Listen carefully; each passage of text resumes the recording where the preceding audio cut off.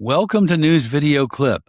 The head of Health and Human Services, RFK Jr., gave a disgusting interview to USA Today where he said he would literally pick stuff off the street and eat it. Let's watch the video.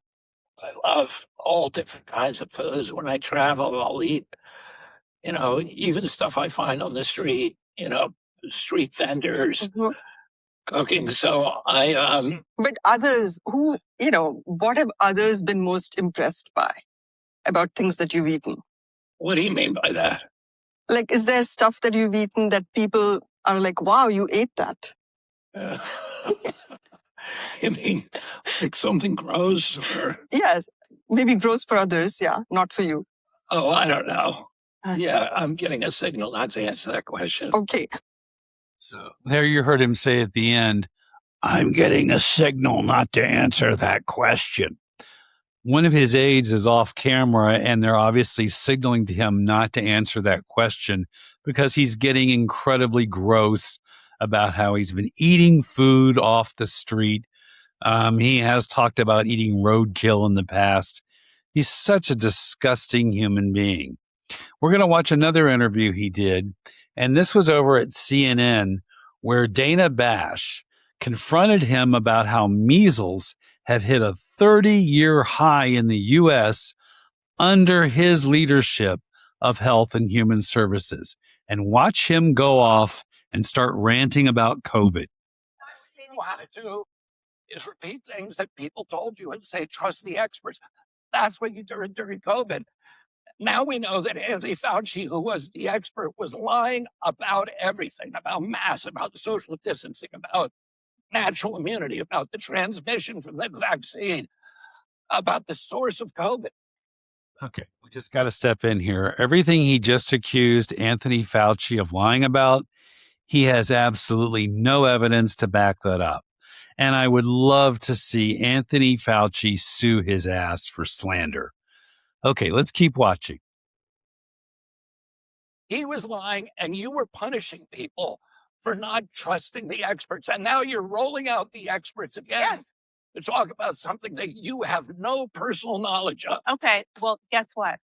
That is my job, to talk to people. Your job is Am I allowed to talk? the American Yes, public. yes. And my job And is to to be- get as and much to- information as I can. And what we were doing, skepticism. what we were doing in He just told her that her job is to maintain skepticism of government authority.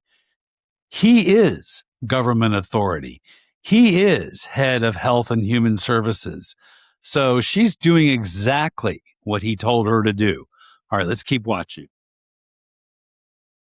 COVID and still, with regard to these vaccines, is getting the best information, the best science that we can, and putting it out there. And sir, what you are doing is causing information to be out there that is not accurate. Who was lying to The National Academy of Sciences, which you just cited in November, said we support the statement that vaccines do not cause autism. This is the National Academy of Sciences that you just talked about. Look at the National Academy of Science most recent report. Okay. The National Academy of Sciences has never once blamed autism on vaccines.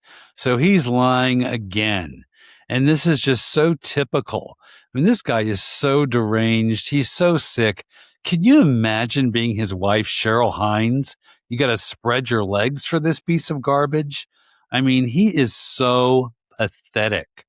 And speaking of pathetic, Representative Max Miller of Ohio recently released a video in which he denied abusing his ex-wife and his toddler daughter. And the gals over at I've Had It have the video. Let's watch. Here is the son-in-law of Bernie Moreno, and this is the alleged wife abuser and child abuser. And this is allegedly, but here he is. Play the clip. Are incredibly serious criminal accusations. And if these accusations were true, I would be in jail. I would be.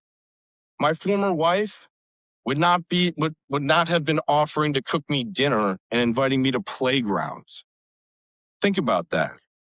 And I certainly would not have joint custody of my daughter. Okay, this is a tactic that a lot of abusers use. She's absolutely right. In fact, let's go back to Nicole Simpson's last day alive on this earth. She invited O.J. Simpson, who is a known abuser, who absolutely abused her, to their child's ballet recital. That was on the very last day of her life. And according to the civil case, O.J. murdered her that night. So just because you got an invitation from your ex-wife doesn't mean that you're not an abuser. O.J. Simpson proved that to be absolutely false. Okay, we're going to go over the Today Show. And Senator Bernie Moreno, who is Max Miller's former father-in-law, he's going to give his take on this. Let's listen on the Today Show. Public Sunday, describing the last 2 years as pure hell, and he called on Miller to step down, writing on social media, "He is a danger to my daughter, and I hold my breath every minute he has custody of my granddaughter. If there are any basic standards of character required to hold elected office, Max Miller fails them." Okay. So finally, Senator Bernie Moreno has grown a pair of balls and has finally spoken out against his former son-in-law and told him to resign. My gosh, why did it take so long? And by the way, why do people in Ohio keep electing these creeps? Like, what the hell? All right, now we're going to go over to Oklahoma, where Democratic lawmakers passed a bill that would ban child marriage. But guess who voted against that bill? 36 Republicans who support child marriage. I've Had It has the story. So Democrats passed bill ending child marriage in Oklahoma. 36 Republicans voted no. Here's the thing, that doesn't surprise me. The amount of people that you go to in rural America that tie the knot at 16, she's 16, he's 42. I mean, look at Karen Levitt. And I know, granted, she wasn't a child bride, but her husband's 30 years older.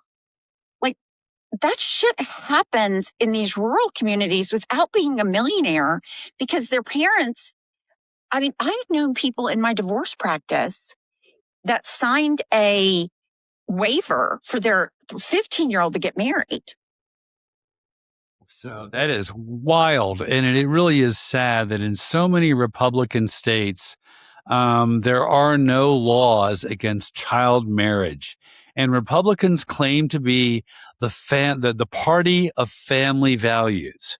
Which family is that? The Manson family? You tell me. All right, finally, we're going to go over to the Assistant Secretary of Defense, Sean Parnell. And Sean Parnell decided to post a Bible verse on X to tell Americans to fight in Trump's failed Iran war. All right, here's the Bible verse. It's from Isaiah 6:8. Then I heard the voice of the Lord saying, "Whom shall I send? And who will go for us?" And I said, "Here I am, send me." And right below the Bible verse, there's a meme with a picture of a soldier and the words, "Send me." All right, a couple of things here. First of all, Isaiah 6:8 was written specifically to some specific Jewish people over 2,000 years ago. It was never written to the United States in 2026. What Parnell's doing is called replacement theology, where you take a verse that was written for Jewish people 2,000 years ago and pretend it was written to Americans. And secondly, Sean Parnell has not signed up to go fight in Trump's failed Iran war. but he wants other people to do it. He wants other Americans to die for Trump's war, to die for Prime Minister Netanyahu of Israel, but he sure as hell won't. There you go.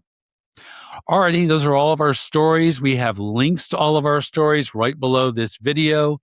Unlike the right-wing podcasters, we back up everything we say. Joe Rogan doesn't, Tim Pool doesn't, Benny Johnson doesn't. They're all right-wing paid influencers. They're on the take.